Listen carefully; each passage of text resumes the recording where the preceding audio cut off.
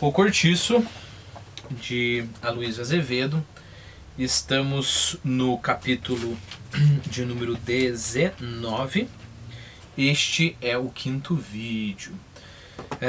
Terminamos então o vídeo anterior com o Jerônimo e abraçando, né, a esposa, né? Na verdade ela cai nos braços dele e nós temos essa tristeza, né? Deixa eu voltar só mais um ponto no que concerne aquilo que eu falei no vídeo passado sobre o problema como a alegria é apresentada, né?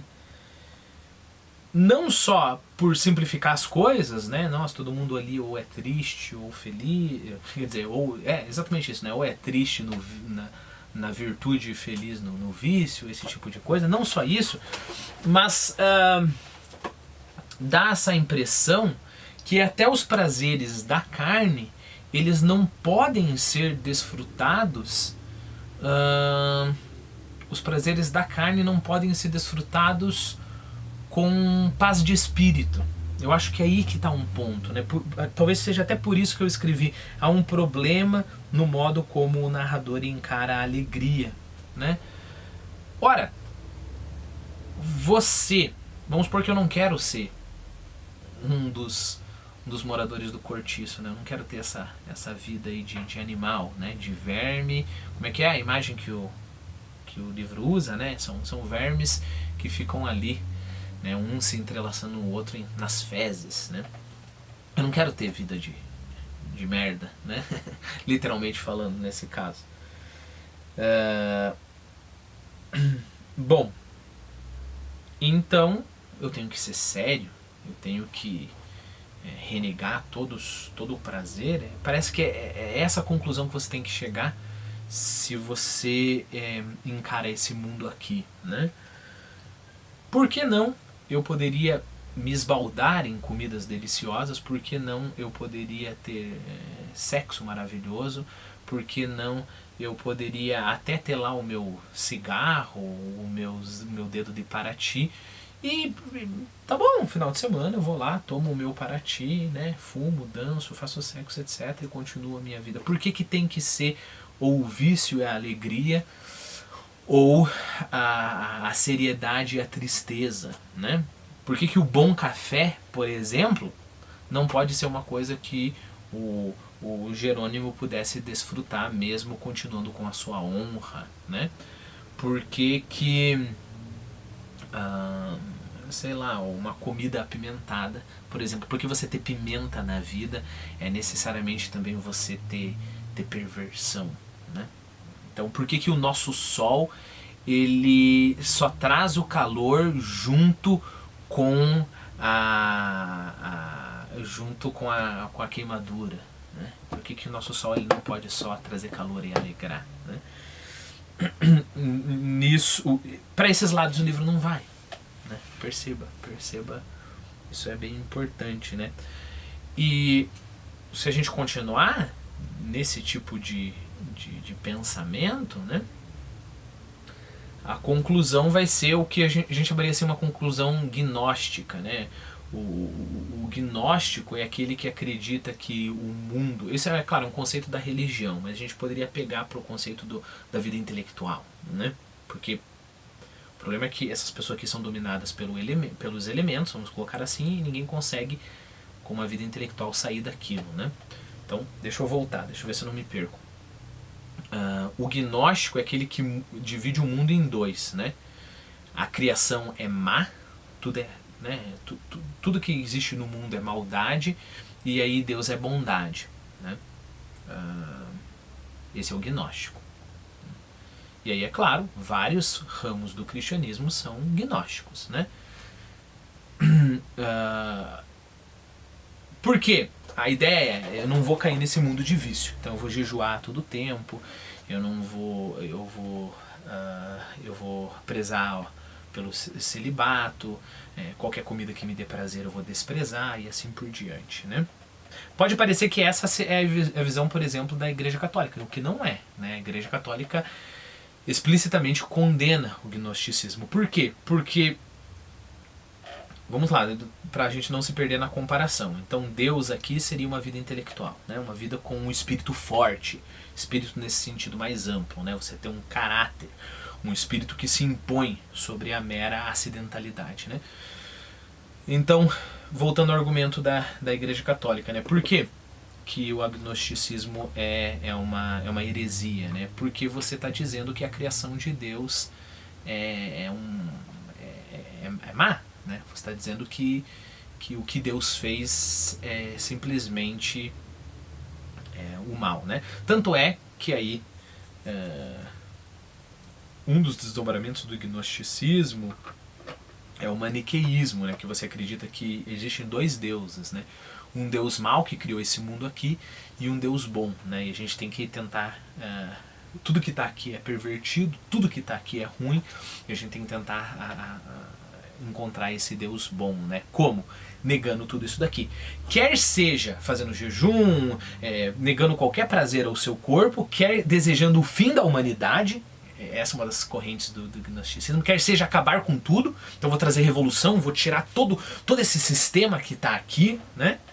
Então o gnosticismo é por excelência a doutrina da insatisfação, né? Não há satisfação em nada, tudo está errado, tudo está errado. Sociedade está errado, tudo está errado. O modo como a gente vive está errado, os nossos corpos estão errados, tudo está errado, né? Bom, então isso, vamos pensar. Se na nossa comparaçãozinha aqui o mundo do espírito é esse Deus bom, e o mundo mal criado pelo Deus mal são essas outras coisas, a nossa carne, né? Por que a gente não pode ter uma solução mais ou menos como a Igreja Católica, pelo menos oficialmente, né? Claro que tem muitas coisas na Igreja Católica ali que o próprio foge ao controle da própria Igreja, né? Mas isso não vem ao caso aqui. Não estou falando de escândalos, eu estou falando de doutrinas, né? Mas vamos lá, pegando lá o catolicismo oficial, né, o catolicismo da Idade Média, né, o catolicismo dos grandes filósofos, né, sei lá, o Santo Agostinho, que lutou contra o gnosticismo, né, o que ele vai falar? Não é uma questão de negar o corpo, negar o mundo, negar tudo e dizer que tudo é ruim. É uma questão de submeter o corpo, os prazeres, esse mundo, etc., a uma autoridade maior. Novamente, não estou pregando religião aqui. Na nossa comparação não significa que uma pessoa com um espírito forte, uma pessoa que consegue fazer e acontecer, uma pessoa que se impõe sobre o seu corpo, ele precisa pensar que tudo que vem do corpo é ruim. Que é o que parece que está acontecendo aqui, né? Tudo que vem do corpo é ruim. E todo mundo tem corpo, então todo mundo é ruim, né? Basicamente. Não significa isso. Significa que vai chegar um ponto, até o momento em que a minha espiritualidade, e aí você pode entender como religião ou espiritualidade, digamos, uma mente forte, até o momento em que a minha espiritualidade não entra em conflito com o meu corpo e com o mundo, essas duas coisas podem acontecer. Por que eu não posso beber, como eu falei pra você, fumar um bom cigarro, sei lá. Cigarro é uma outra história, né? Mas eu posso lá beber um bom vinho, eu posso ter um bom sexo, eu posso dançar, eu posso, né? Por que eu não posso fazer isso? Quando que seria o problema nessa visão mais matura, né? Visão não gnóstica? É só quando essas duas coisas entram em conflito. Então tá lá, eu tô comendo, é maravilhoso, eu reconheço aquilo como sendo bom. Mas chega um momento que eu sei que se eu comer mais vai fazer mal, vai fazer mal para minha saúde. Então nesse momento eu tenho que ter um senso de hierarquia, né? E aí eu vou olhar pro meu corpo e falar, você não entende nada, então eu tô pegando as rédeas da situação, você vai parar de comer, né? Exemplo do sexo, né? Tem um sexo maravilhoso, mas chega um momento que se você fizer sexo, você vai destruir a tua família. Então nesse momento, o teu espírito tem que ser mais forte e falar, não, opa, aqui não vai, aqui você não... Então é só uma questão, é uma questão só de hierarquia. Então perceba, quando você separa, como um gnóstico faz, como parece que é o que está acontecendo aqui, quando você separa, então o espírito é bom e tudo que é carne e mundo é ruim, você só tem duas alternativas, que parece que é o que você tem aqui nesse mundo, né? Ou você não vai se divertir nada e vai viver no espírito, e aí só vai ter uma vida árida, ou você vai pra gandaia, mas aí você vai chorar, porque você vai estar fazendo coisas vis e assim por diante, e você vai ter que estar bêbado todo o tempo e assim por diante, né? Bom, por algum tempo choraram ambos abraçados. Consola-te, que queres tu? São desgraças. Destino, né? Olha como o destino é forte aqui. Disse o cavouqueiro, afinal, limpando os olhos. Foi como se eu tivesse te morrido. Mas podes ficar certa de que te estimo e nunca te quis mal. Volta para casa. Eu irei pagar o colégio de nossa filha e hei de olhar por ti. Vai e pede a Deus, nosso Senhor, que me perdoe os desgostos que te tenho dado. Né? Bom, só complementando a anotação que eu fiz aqui, né? Nem a alegria da convicção do pecado os personagens têm aqui, né? Nem isso. Então, sei lá, vou me tirar no pecado, mas pelo menos vou viver em alegria extrema, né? Ainda complementando o que eu falei, né? Não podia viver com Rita, com pagodes, né? Às noites, nos domingos, etc. Mas ser bom trabalhador, como ele sempre foi. Né? E ele não podia se impor um pouco a Rita. A gente já vai ver o que vai acontecer aqui, né?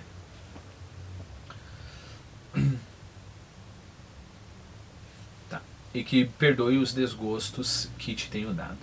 E acompanhou até o portão da estalagem. Ela, sem poder pronunciar palavras, saiu cabisbaixa e enxugou os olhos no chale de lã, sacudida ainda de vez em quando por um soluço retardado. Entretanto, Jerônimo não mandou saudar a conta do colégio. No dia seguinte, não mandou no dia seguinte, nem no outro, nem durante todo o resto do mês. E ele, coitado, bem que se mortificou por isso. Mas onde ia buscar dinheiro naquela ocasião? O seu trabalho mal lhe dava agora para viver junto com a mulata. Estava já alcançado nos seus ordenados e devia ao padeiro e ao homem da venda. Rita era desperdiçada e amiga de gastar a larga. Não podia passar sem uns tantos regalos de barriga e gostava de fazer presentes. Ele, receoso de contrariá-la e quebrar o ovo da sua paz, até aí tão completo com respeito à baiana, subordinava-se calado e afetando até satisfação. No íntimo, porém, o infeliz sofria de veras.